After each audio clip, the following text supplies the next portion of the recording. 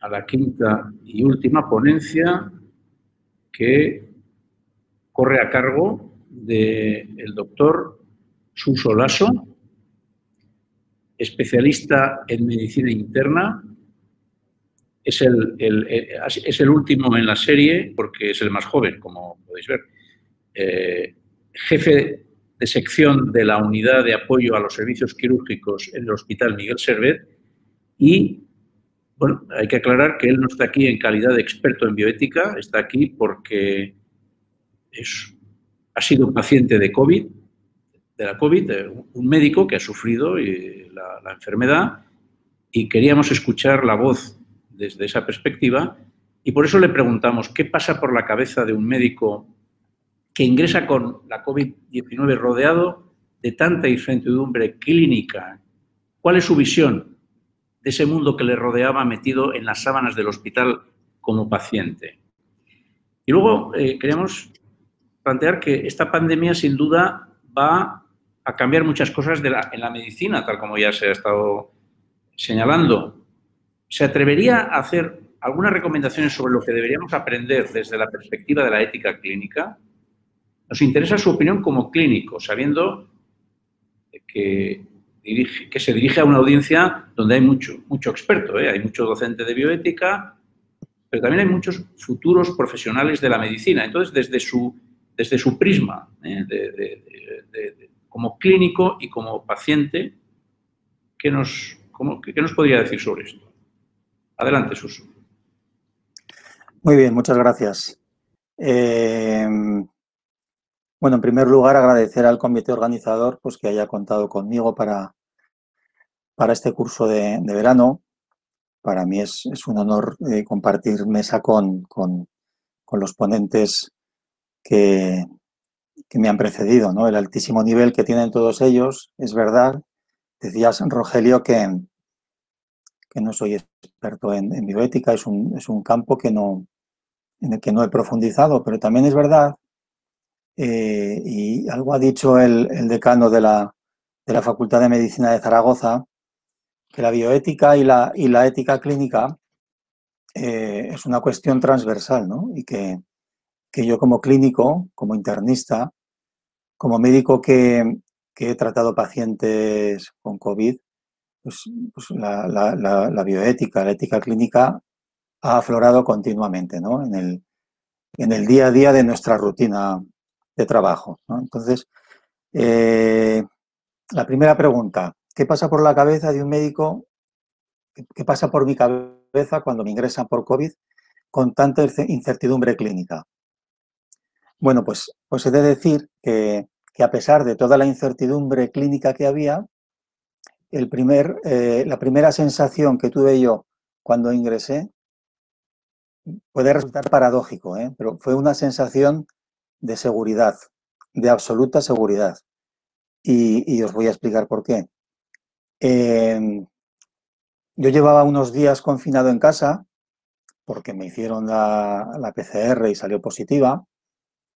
Y yo no me quería hacer, no es que no me quisiera hacer la PCR, es que ni se me pasó por la cabeza.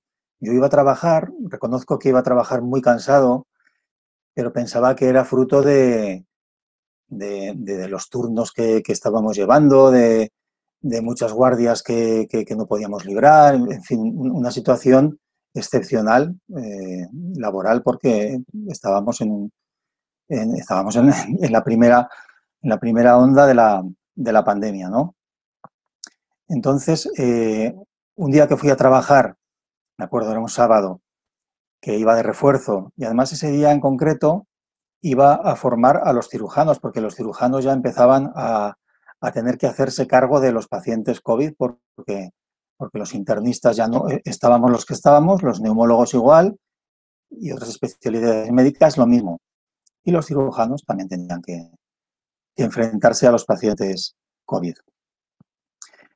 Entonces fui a trabajar muy cansado, nunca tuve fiebre, en ningún momento de la enfermedad he tenido fiebre, que era un poco como lo que yo decía, si tengo fiebre me haré el test, si no tengo fiebre pues estoy cansado, pues son muchas horas, incluso pensaba, ¿no? Los médicos a veces nos autoflagelamos, ¿no? Pues igual soy un flojo. y ese día estaba también de refuerzo una compañera de la jefa de enfermedades infecciosas, que es internista también, y me dijo, Suso, te tienes que hacer la PCR, te tienes que hacer el frotis. Y dije, no te preocupes, ya me lo haré.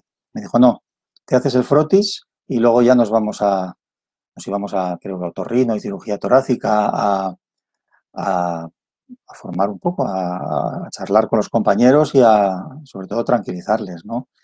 En el manejo del paciente COVID. Me hice el test y nada, pues pasé la mañana con la mascarilla, con el equipo de protección individual, cuando entraba a las habitaciones, a explicar cómo hacíamos con cada paciente, y me fui a casa tan tranquilo, pensando que saldría negativo. ¿Y qué ocurre? Que me llama una compañera que estaba de guardia y me dice, Suso, que has salido positivo. Eso para mí fue un varapalo a mi autoestima, ¿no? Porque lo primero que pensé es, sentí vergüenza, ¿no? Tuve un sentimiento de vergüenza y pensé, pero qué mal médico soy que no he sido capaz de diagnosticarme a mí mismo, ¿no? Entonces ya tuve una especie de varapalo a mi autoestima. Quedé confinado en casa, tenía síntomas, ¿no? Pues estaba muy cansado, dolores musculares, tenía unos calambres muy raros en las piernas y en la espalda, pero bueno, con la medicación iba bien. Y de repente un día noto que pierdo la voz y a las pocas horas me noto algo de disnea, algo de dificultad para respirar, palpitaciones. Tampoco le di importancia. Dije, bueno, no será nada. Y no dije nada. Mi mujer era la que entraba en la habitación a traerme la comida, a ver qué necesitaba. Y fue ella la que me dijo, oye, que estás con disnea, te estás ahogando un poquito. Y dije, no, que estaré nervioso. He hablado ahora por teléfono y a lo mejor de hablar. Y digo, hombre, pues de hablar uno no se fatiga. Total que le dije a mi mujer, no te preocupes, vamos a ver cómo pasó el día y mañana vemos. Me acuesto a dormir y al día siguiente me levanto por la mañana, abro los ojos y digo, estoy perfecto. Me levanto de la cama y empiezo con una sensación de dificultad respiratoria, me tomo las pulsaciones, 130. Entonces ahí ya empecé a ver que no era normal, pero aún así hizo falta que viniera otra vez mi mujer, que me viera así, para que ella me obligara o hiciera los trámites para hablar con el hospital y que fuera a urgencias, ¿no?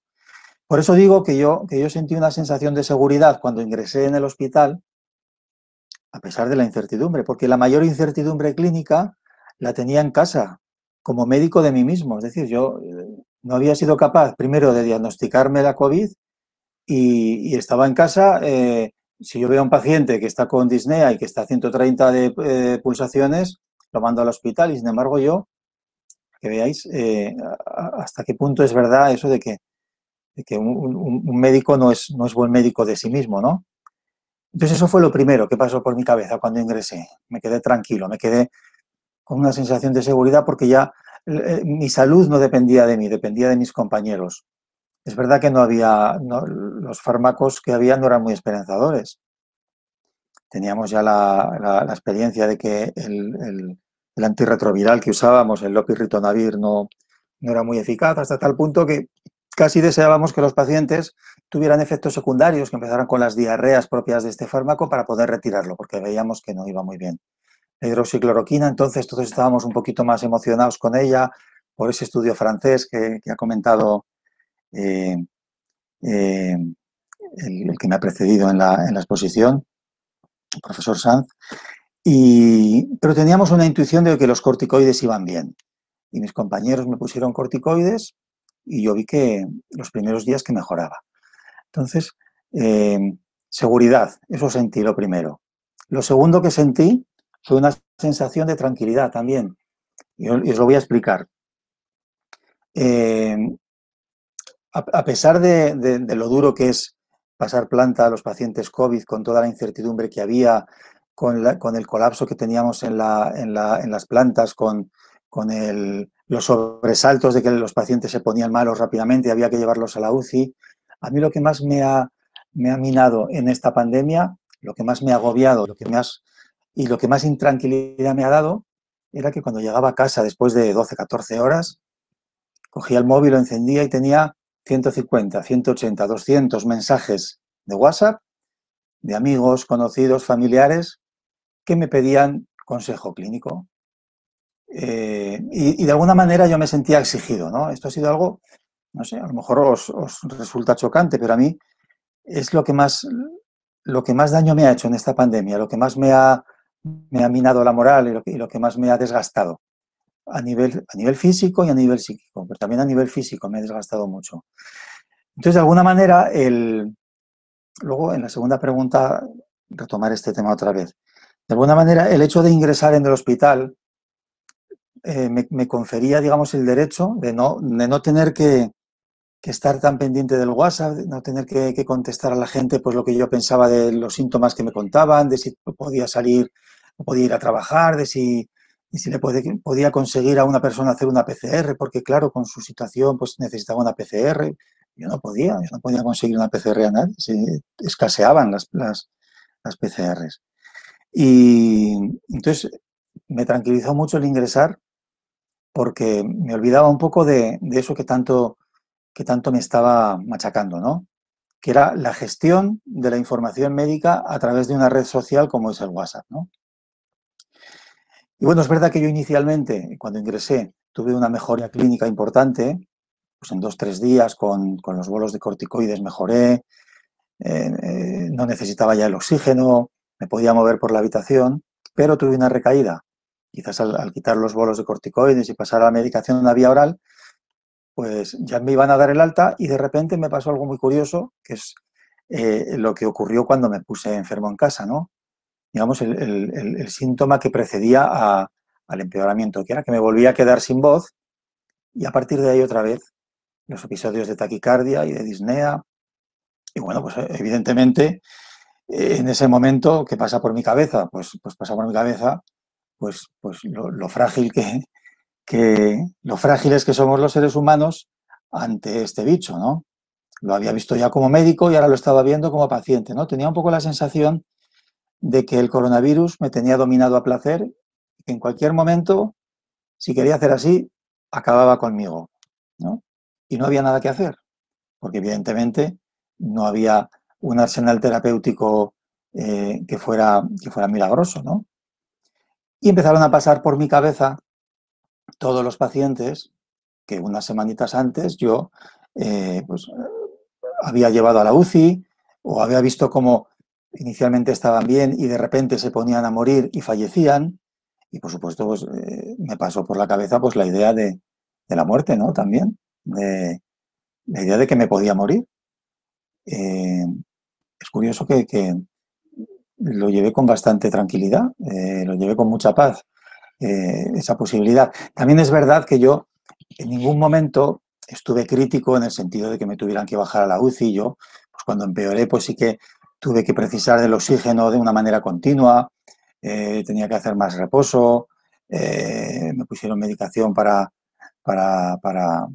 controlar las taquicardias, me tuvieron que hacer más pruebas, un TAC, ecocardiograma, no sé qué, en fin.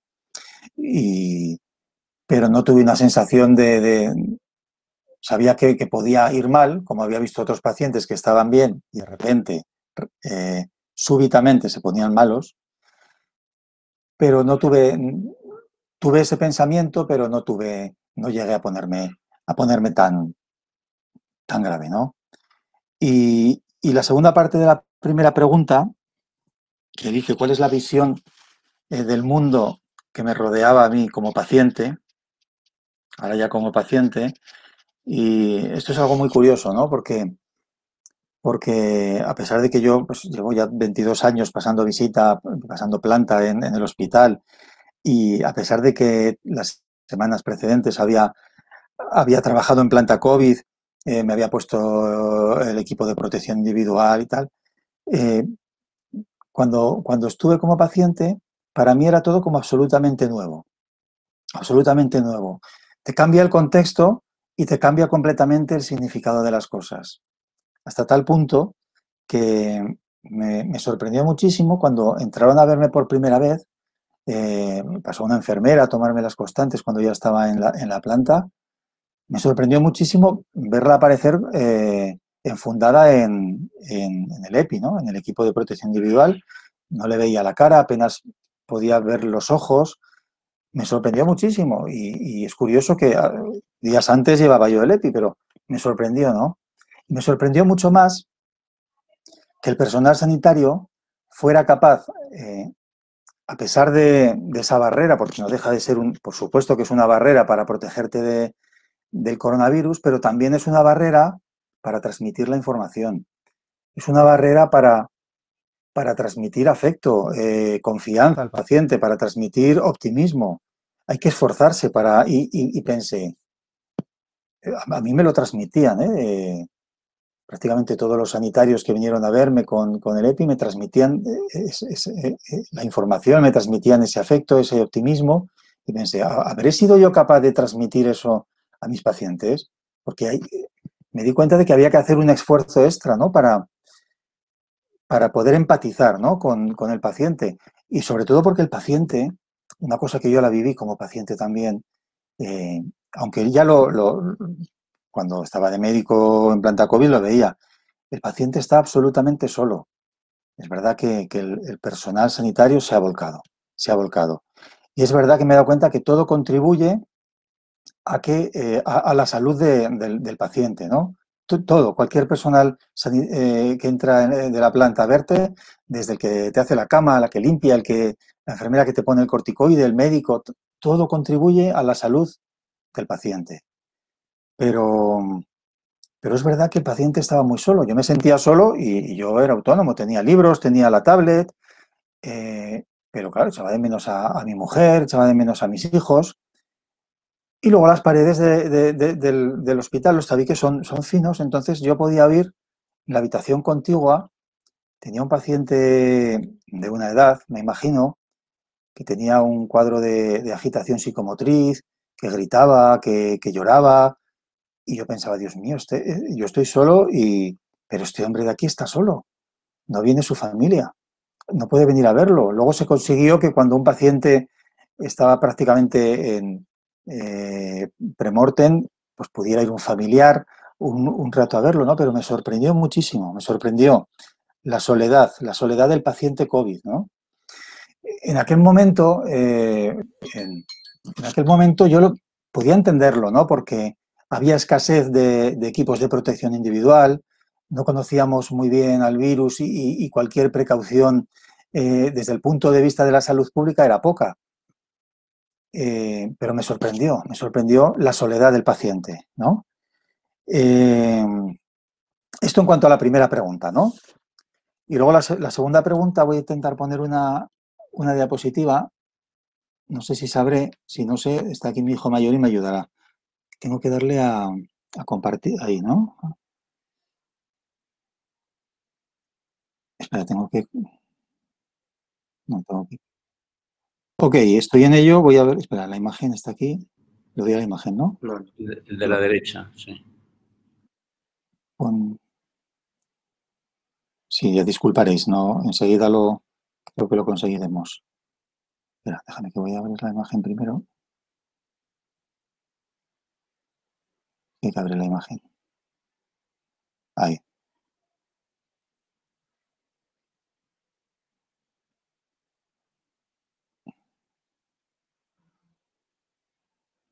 Y ahora la voy a hacer.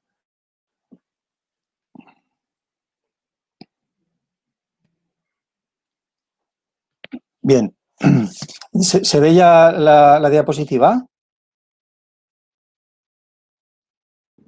Perfectamente, perfectamente. ¿Se ve? Estupendo. Sí.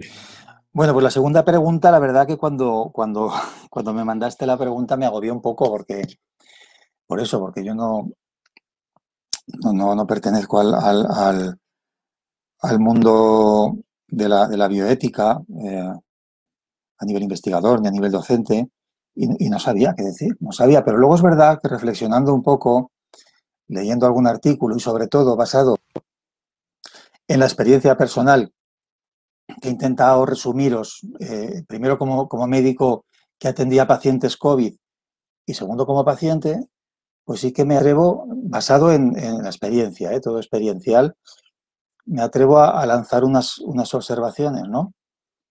Entonces he dividido un poco las recomendaciones las que, pues, la vivencia que he tenido en el ámbito laboral, en el ámbito hospitalario, y la vivencia que he tenido en el ámbito extralaboral, fuera del hospital, ¿no? Entonces, la primera recomendación que lanzo es la importancia de la formación troncal, ¿no? Es una cosa de la que se ha hablado mucho, un asunto que ha sido muy controvertido también por la forma en que se quería llevar a cabo, ¿no? Desde hace años. Pero bueno, es algo importantísimo, o sea, el tener programas formativos que aseguren la formación troncal a todos los médicos y a todos los especialistas y a todos los superespecialistas que se dedican a una cosa muy, muy parcelada, es importantísimo, y yo lo he visto porque incluso los propios cirujanos, cuando hemos ido a formarlos, nos decían, ay, pues es que nos falta esa formación troncal, que no es otra cosa que tener una visión integral de la persona, ¿no?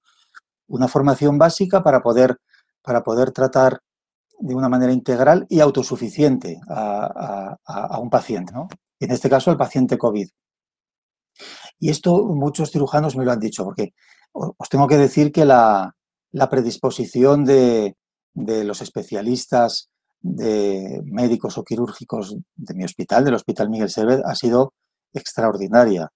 Todos han estado dispuestos a ayudar, todos han estado dispuestos a ver pacientes COVID, lo han asumido como una cosa natural, pero muchos me decían, me confesaban el miedo que tenían, pues porque no tenían precisamente esta formación troncal. Entonces yo, como recomendación, basada en mi experiencia en este tiempo de pandemia, diría a los futuros sanitarios, importantísimo los programas formativos para asegurar una formación troncal. Otro aspecto importante que hemos vivido ha sido el triaje, sobre todo cuando había que decidir el llevar a un paciente a la UCI, ¿no? Y bueno, afortunadamente en los hospitales de Aragón, al menos en el Hospital Miguel Servet, no hemos tenido ni muchísimo menos el colapso de las UCIs que ha habido en otras comunidades como Madrid, como Cataluña, ¿no? Afortunadamente no ha pasado eso, pero sabíamos que era muy importante hacer un triaje, y ese triaje tenía que ser colegiado. No podía tomar la decisión un solo médico, ni siquiera una sola especialidad, ¿no? Nosotros en el Hospital Miguel Servet todos los días tenemos 2 reuniones, una a última hora de la mañana y otra a última hora de la tarde, los médicos de urgencias, los médicos intensivistas y los internistas y otros especialistas que están de guardia o que están de refuerzo COVID, ¿no? Y esa sería la segunda recomendación, ¿no? Que basada un poco en la experiencia de esta pandemia, ¿no? La importancia de que las decisiones del triaje sean siempre colegiadas. Y, por supuesto, también se ha mencionado en alguna ponencia, hay que informar a la familia y acordarlo también con la familia, fundamental. Y luego, dentro de mi experiencia como médico de pacientes COVID y también como paciente, porque esto me di cuenta sobre todo cuando fui paciente, es la importancia de la relación del médico con el paciente y con la familia en esta pandemia. Primero, porque cuando vas a ver al paciente, el paciente está solo, no tiene el acompañamiento de un familiar y, claro, hay muchos perfiles de pacientes, pero aquel paciente que tiene una edad, aquel paciente que tiene un perfil de una limitación física o intelectual, no lo sé, visto ahora, quizá parezca una aberración el que esté solo, el que tenga esa soledad, ¿no? Entonces, esos pacientes primero están solos. Segundo, cuando entra el médico o el personal sanitario a verlos, se los encuentra enfrascados en un equipo que dificulta mucho la transmisión de información y, como he dicho antes, dificulta mucho la transmisión de afecto, de optimismo, el poder empatizar, ¿no? con ese paciente. Y lo mismo nos ha pasado con la información a las familias, ¿no? No hemos podido ver a la familia. Y eso es durísimo para la familia, es durísimo, pero para los médicos ha sido durísimo tener que informar por teléfono. Porque también hay que hacer un esfuerzo extra para poder empatizar, para poder tranquilizar o para poder decir cómo están las cosas de mal en un momento dado, ¿no? Y en este sentido me atrevería a lanzar una recomendación, ¿no? Que quizás había que replantearse, esto ya a nivel de las autoridades sanitarias, ¿no? Hay que coger, como todo en medicina, cuando se toma una decisión terapéutica o de diagnóstico, hay que coger la balanza y decir, este es el beneficio, este es el riesgo. Pues hay que coger la balanza en este caso, en el caso de la soledad de los pacientes COVID, sobre todo de los que tienen un perfil, como he dicho, por edad, por limitación. ¿Es bueno que estén solos para ellos o deberían tener algún acompañamiento familiar ahora que ya no escasean tanto las EPIs, ahora que ya conocemos un poco más la epidemiología del coronavirus? ¿Podría un familiar estar presente con las medidas necesarias? ¿Hacia dónde se va la balanza? ¿Hacia una mejoría en la calidad asistencial y en la seguridad del paciente? Que esté un familiar con el paciente le acarrea una seguridad al paciente. ¿Se va la balanza hacia ahí o se va la balanza hacia es un peligro de salud pública que no nos podemos permitir? No lo sé yo, no lo sé, pero la intuición me dice que hay muchos pacientes COVID que están solos y les va muy mal estar solos. Y a lo mejor empeoran por estar solos y a lo mejor si estuviera un familiar con ellos, mejorarían. Estas son las recomendaciones basadas en mi experiencia laboral y en lo que he comentado antes, en el ámbito extralaboral, ¿no? ¿Qué es lo que a mí más me ha... Suso, sí. Te ruego que abrevies un poquito porque ya vamos un poco pasados ya de tiempo. Perfecto, perfecto. Simplemente decir que hay que darle una vuelta al tema de la gestión de la información clínica a través de las redes sociales. Sobre todo hablo del WhatsApp. Estoy seguro que a todos los profesionales sanitarios nos han llegado muchas consultas y nos llegan, ¿no?, de amigos, familiares, conocidos. Pero no es lo mismo una consulta de salud individual, una persona que te consulta por un dolor de tripas, que tú le dices a lo mejor por WhatsApp con la información que te da, bueno, no será nada, son gases, y a lo mejor luego es una apendicitis y acaba operado. Pero claro, no es lo mismo eso que un problema de salud pública, que tú das un consejo y ese consejo redunda en una infección masiva de gente. Entonces, esto a mí me ha agobiado mucho. Y luego también, sobre todo al principio de la pandemia, la gente te preguntaba, a mí me preguntaba y seguro que a muchos, oye, pero ¿esto realmente es como una gripe, como dicen, o no lo es, o es más grave? Y claro, pues ahí teníamos dos opciones. La transparencia, que es decir, mira, chico, no tengo ni idea, no tenemos ni idea, yo no tengo ni idea, no lo sé. Pero eso también transmite intranquilidad al paciente, ¿no? O optar por la desinformación, que es decir lo que oíamos que decían las autoridades sanitarias, no, tranquilo, que esto no es nada, es como una gripe más o menos. Es algo que dejo ahí como una cosa importante, ¿no? Y luego todas estas vivencias, a muchos compañeros, a mí también, me ha generado pues una pérdida de autoestima y una sensación de culpa importante, ¿no? Porque los pacientes estaban bien y se ponían mal muy rápidamente, le decías a la familia que iban a ir bien y al día siguiente se habían muerto o los habías metido en la UCI. Entonces, de alguna manera también lanzo un poco la recomendación de que hay que hacer algo por todos los profesionales sanitarios a nivel de gestionar la culpa, de la ansiedad y de esa pérdida de autoestima que muchos compañeros hemos tenido. Y con esto acabo, perdón por haberme extendido y muchísimas gracias.